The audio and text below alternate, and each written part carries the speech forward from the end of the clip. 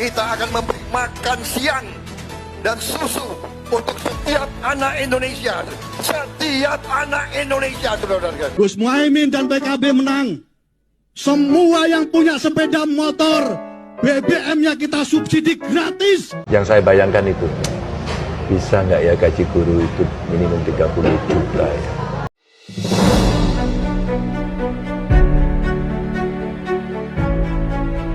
Pemilihan presiden atau Pilpres 2024 5 bulan lagi. Bakal calon presiden dan calon wakil presiden yang disebut-sebut akan bertarung di tahun 2024 mendatang telah menyampaikan janji-janji mereka demi memikat hati masyarakat, yaitu Ketua Umum Partai Gerindra Prabowo Subianto disebut akan menggagas program makan gratis jika terpilih jadi presiden. Program itu diperkirakan membutuhkan anggaran negara hingga ratusan triliun. Di tempat lain, Ganjar Pranowo menjanjikan kenaikan gaji para guru.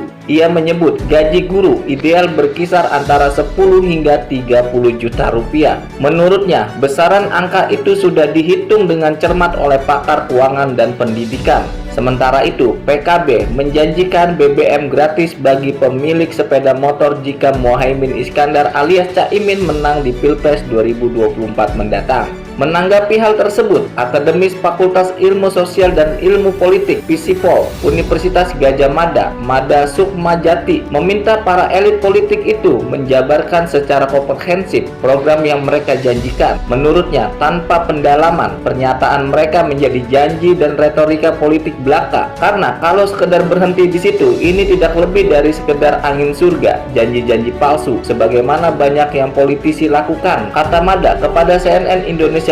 Mada menilai gagasan yang disampaikan ketiga tokoh itu masih sangat populis dan sporadis. Ia berpendapat janji-janji itu tidak lepas dari kepentingan para bakal calon untuk merebut suara di pemilu nanti. Secara komprehensif, itu apa program mereka itu kan perlu dikembangkan, ujar dia. Mada pun mengkritisi gagasan masing-masing tokoh tersebut. Ia mempertanyakan tujuan program makan gratis yang digagas Gerindra dan Prabowo. Makan gratis ini dalam konteksnya apa? Apakah dalam konteks mengurangi angka kemiskinan? Tapi bagaimana membuat program itu untuk mengurangi angka kemiskinan, ucapnya.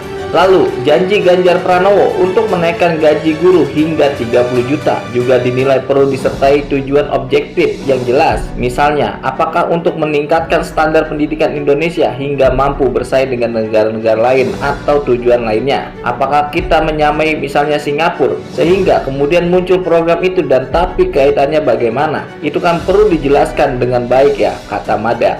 Ia juga menyoroti soal subsidi BBM 100% yang dijanjikan elit PKB. Mada mengingatkan anggaran negara terbatas. Selama ini kebijakan kenaikan atau menurunkan harga BBM bertalian dengan kemampuan keuangan negara. Selain itu, Mada menjelaskan harga BBM juga turut ditentukan oleh pasar global, bukan hanya pasar dalam negeri. Itu kan penjelasannya belum ada, padahal kan kita tahu pasti anggaran negara itu terbatas, ucapnya.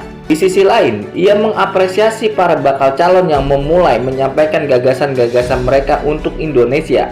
Ia berharap gagasan itu dikembangkan secara komprehensif dan diimplementasikan lewat visi misi para bakal calon. Jadi tidak hanya menyangkut sektor tertentu saja, tetapi juga menyangkut seluruh sektor yang sangat strategis terkait persoalan-persoalan yang ada di Indonesia, ujar dia.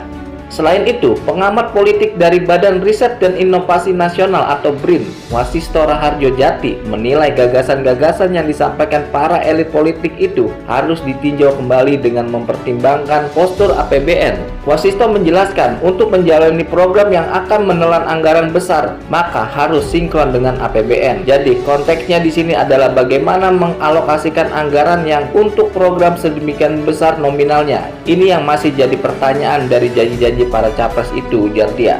Ia mengingatkan ada banyak proyek strategis nasional yang juga masih membutuhkan dana. Wasisto mengatakan mesti ada program lain yang dikorbankan, karena pasti ada yang dikorbankan dan itu belum tentu yang dikorbankan itu menerima dengan lapang dada, ucapnya.